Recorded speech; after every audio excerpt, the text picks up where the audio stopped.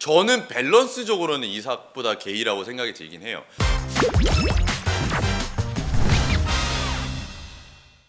프리미어리그가 개막했습니다. 오늘 이 시간에는 다른 경기보다는 리버풀 본머스 경기를 좀 보면서 리버풀이 여러 보강을 좀 했거든요.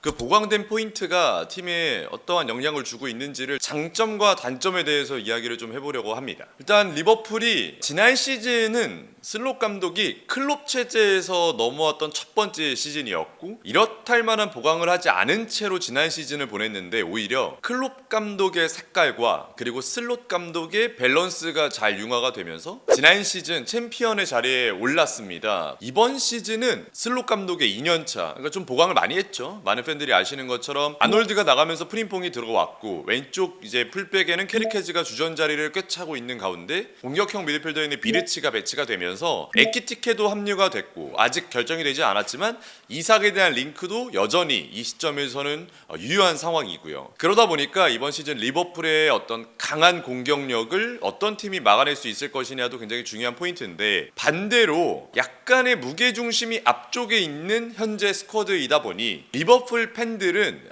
과연 이제 수비적으로 조금은 불안한 감이 노출이 될 것 같은데 제가 앞서서 말씀드린 것처럼 전체적으로 무게중심이 조금 앞쪽에 있는 건 사실이에요. 특히나 오른쪽에 프림퐁, 왼쪽에 케르케즈가 공격 지원 시에 윙어처럼 아주 높은 위치까지 올라가는 상황이 많이 펼쳐지다 보니 그 풀백들의 뒷공간은 벌어져 있는 게 사실이고 많은 공간이 노출이 되어 있는 게 사실입니다. 그래서 그 공간을 1번 센터백이 메꿔줄 것이냐 아니면 2번 중앙에 있는 미드필더들이 그 위치에 조금씩 배분이 되면서 그 넓은 커버를 조금 분담을 해줄 것이냐, 이게 굉장히 중요한 포인트라고 생각이 듭니다. 첫 번째 경기 1라운드 때 본머스가 리버풀을 상대로 풀백의 뒷공간에 대한 공략 포인트를 가지고 온 장면들이 있었습니다. 지금 보시는 것처럼 세메녀가 밑으로 내려오면서 볼을 받아주고 그 다음에 세네시에게 볼을 전개해주죠. 이라올라 감독이 세네시를 중심으로 벌어져 있는 살라와 프림퐁의 간격을 활용하려고 했습니다.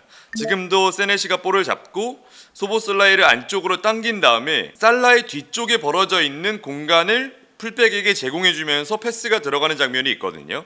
본머스의 이라올라 감독이 그 부분에 대해서 리버풀이 프리시즌 그리고 커뮤니티 실드에서 노출이 됐던 수비적인 어떤 안 좋은 부분이 있었기 때문에 그 부분에 대해서 공략하는 포인트가 전반 5분 만에 나왔던 장면이 있었고요. 두 번째 장면도 하나 더 있습니다. 이제 34분 정도에 나왔던 장면인데 아담스가 센터백 사이 공간으로 들어오고 그 다음에 디아키테가 이제 오른쪽 스토퍼로서의 약간 라볼피아나 형태가 지금처럼 만들어집니다. 디아키테가 에키티케를 끌고 당기면서 전진하는 지금 장면이 나오고 있는데요.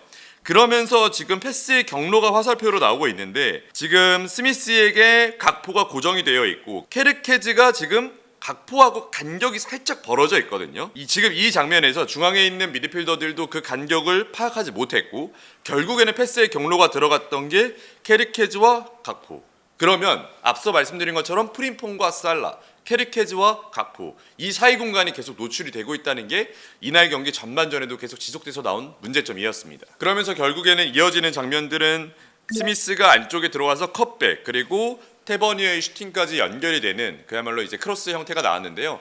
제가 또 이 장면을 비롯해서 이날 경기 리버풀의 수비적으로 조금 불안한 감이 계속 있었다고 말씀을 드리고 있는데 중요한 수치는 뭐냐면 제가 보니까 반다이크 선수가 이날 클리어링을 17번 했는데요. 최근 4시즌에서 가장 많은 클리어링을 한 경기가 바로 이날 경기라고 합니다. 그리고 리버풀이 크로스에 대한 실점에 대한 지표가 있는데요. 지난 2시즌에서 크로스 실점으로만 23골을 내어줬고 지난 시즌만 보더라도 슬롯 감독이 있었을 때 전체 실점 중에 무려 25%, 그러니까 4분의 1 정도가 모두 크로스 상황에서 나왔다는 점이 리버풀의 실점의 대부분의 지표를 계속 차지하고 있는 상황입니다. 네, 그래서 크로스 상황을 얼마만큼 잘 대처할 수 있느냐가 슬롯의 지속된 실점 패턴 중에 아주 개선을 해야 되는 포인트라고 생각이 드는데요. 그런 가운데서 지금 노출이 되고 있는 윙어와 풀백 간의 간격 사이가 벌어지는 문제를 어떤 식으로 메꿔낼 수 있을지 제가 생각해 봤을 때는 두 가지의 포인트가 있다고 생각이 듭니다. 일단 첫 번째로는 확실히 뒤쪽에 대한 공간에 대한 커버는 1차적으로 제가 생각할 때는 중앙에 있는 있는 미드필더들이 어느 정도 가져가야 되는 부분이 있습니다. 실제로 3명의 미드필더 조합을 쓰고 있는 리버풀의 상황인데 문제는 소보슬라이였는데 소보슬라이가 이제 뭐 지난 시즌도 약간의 공격적인 툴을 좀 많이 뛰면서 전방위적으로 많은 활동량을 가져갔던 부분들 그리고 디테일적인 게 좀 아쉬웠지만 그래도 전방에서 박스 안쪽 혹은 박스 타격을 해줄 수 있는 역할로서의 지난 시즌 리버풀을 보냈다면 이번 시즌 같은 경우에는 비르치가 그런 역할을 해줄 수 있기 때문에 일단 조금 더 많은 활동량 그리고 이 선수의 장점이라 할 수 있는 킥 전환을 통해서 후방에서의 밸런스를 좀 맞춰줄 수 있는 수비적인 부분도 많이 신경을 써줘야 되는 역할로 활용이 돼야 되는데 제가 봤을 때는 그런 부분에서 소보슬라이가 좋은 활약을 펼치지 못했다라고 1차적으로 생각이 들고 아무래도 맥칼리스터 그리고 흐란베르흐의 허리 라인이 1차적으로 주전조가 되지 않을까 싶습니다.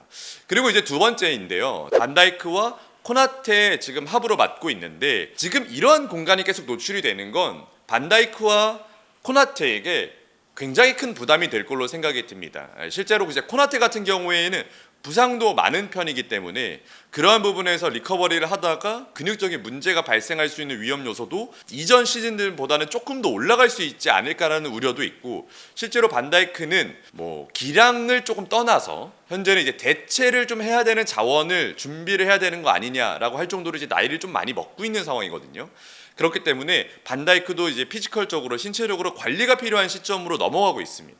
그래서 결국에는 두 센터백에게 그날 경기 이 90분 내에서 너무 큰 수비 부담이 가해지게 될 수 있고 이 한 경기 한 경기의 수비 부담은 누적이 되면서 시즌 전체적으로 리스크가 될 수도 있습니다. 그렇기 때문에 현재 리버풀이 레오니 선수를 파르마에서 이적을 해서 데리고 온 것도 이러한 이유에 어떤 일정 부분이 또 역할을 하고 있고 게이 선수도 계속해서 링크를 뜨고 있는 것도 역시 센터백에 대한 뎁스 보강에 대한 문제가 있는 것도 사실이죠. 레오니 선수 같은 경우에는 제가 이제 지난 시즌 세리에 경기를 하면서 많이 지켜봤는데 일단 단계적으로 1년 1년을 거듭해 가면서 피지컬적인 완성도를 매우 높여놨고 제가 경기를 보면서도 이 선수는 굉장히 좋은 선수로 발돋움할 잠재력이 있다라고 생각이 들었어요. 발밑 뭐 그리고 수비적인 판단 이런 거는 나이가 어리기 때문에 지금 당장 좋다 나쁘다를 평가하기에는 아직 이른 감이 있는데요.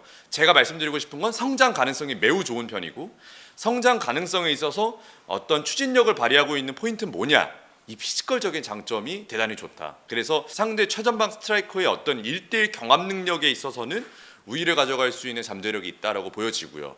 하지만 이 커버 범위에 대한 부분은 이 선수가 파르마에서 3백의 일환으로 뛰었기 때문에 커버 범위가 매우 높다 이렇게 보기에는 어려운 부분이 있어요.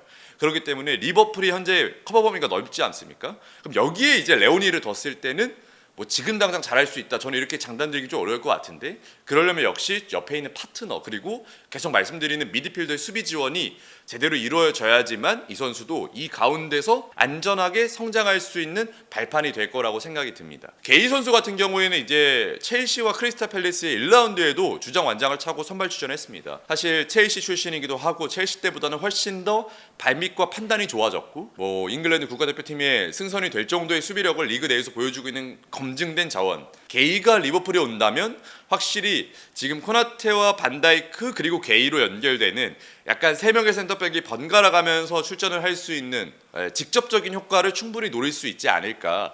그래서 슬롯 감독이 그리고 리버풀이 약간의 여유가 된다면 그리고 영입에 대한 의사가 명확하게 있다면 이삭도 중요하겠지만 게이를 데려오면서 센터백들에게 가는 부하를 시즌 전반적으로 봤을 때는 나눠서 해줄 수 있지 않을까 이런 생각이 듭니다. 무게중심이 앞쪽으로 가 있는 건 사실 예전부터 좀 그랬던 모습을 보여주고 있는데 반다이크가 사실 압도적인 개인 기량으로 이제 이거를 제압을 했었잖아요. 반다이크 노세화에 대한 이제 이야기도 좀 나오고 있는데 이 부분은 어떻게 생각하세요? 앞쪽 무게중심을 좀 두고 있는 가운데서 지난 시즌 같은 경우에는 저는 흐라인의 역할이 굉장히 컸다고 생각이 들거든요. 클롭 감독의 마지막 시즌에서는 명확하게 이 선수의 뭐 장단점이 뚜렷하게 드러나진 못했어요. 좀 뭔가 불안한 감이 없지 않아 있다고 생각이 들었는데 오히려 약간 6번 역할을 맡으면서 이 선수가 기술적으로 그 탈압박을 벗어나는 것과 많은 활동량이 배경이 되면서 수비적인 커버가 잘 되면서 밸런스가 전체적으로 잘 맞았는데 흐라인의 역할이 좋았던 것도 좋았지만 말씀해 주신 것처럼 이제 반다이크의 개인 기량이 뒷받침이 됐거든요. 반다이크가 중심이 계속 되어주고 있었던 건 리버풀 팬들도 너무 잘 아실 거고, 근데 이제 센터백의 개인 기량이 월등히 좋은 선수가 유럽 전역을 보더라도 많이 없는 편이에요. 그러니까 센터백은 어떤 특정 부분에 있어서의 장점이 노출이 되는 경우가 꽤 많거든요. 레알 마드리드 이적한 이제 디나이스 선수가 많은 주목을 받고 있는데, 이 선수가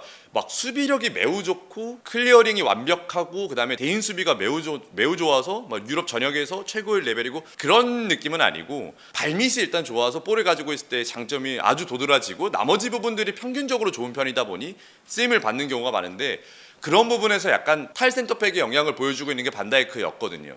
전체적으로 모든 부분에서 고른 부분을 보여주기 때문에 아마 리버풀도 이번 시즌부터 차근차근 반다이크에 대한 대체를 좀 해야 되지 않나. 그래서 저는 반다이크가 빠지게 되는 시점 혹은 반다이크가 주전에서 약간 나오게 되는 시점부터 뭔가 리버풀이 수비적으로 불안감을 조금씩 가질 수 있다는 생각이 들긴 해요. 결국에 반다이크의 짝뿐만 아니라 반다이크의 대체를 저도 해야 되는 시기가 오는 거네요. 그렇죠. 원래는 반다이크를 중심으로 뭐 코나테가 나왔고, 코나테가 약간 이제 부상이 좀 많을 때는 뭐 콴사가 나올 때도 있었고, 뭐 아니면 조고메즈도 있고, 그래서 반다이크를 중심으로 계속해서 짝을 맞췄는데 이젠 반다이크를 바꿔야 될 때가 올 수도 있다는 거죠. 지금 리버풀한테 급한 건 이삭보다 게이.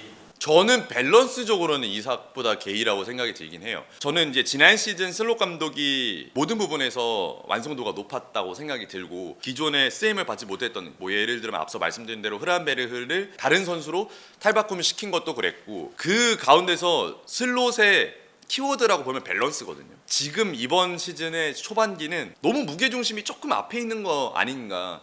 근데 이게 무게중심이 앞에 있는 공격력은 좋은데 수비력에 대한 부분은 그러면 어떻게 대안을 가져갈 거지가 좀 궁금했고, 그래서 이거를 슬롯이 워낙 이제 밸런스를 잘 잡는 감독이다 보니 어떻게 풀지가 좀 궁금했는데, 당분간은 선수 개개인의 역량으로 좀 이거를 커버하려고 하지 않을까. 맥칼리스터와 흐란베르흐의 수비 커버를 계속 좀 신경을 쓰면서 이 부분을 좀 보완하지 않을까, 이런 생각이 들긴 합니다.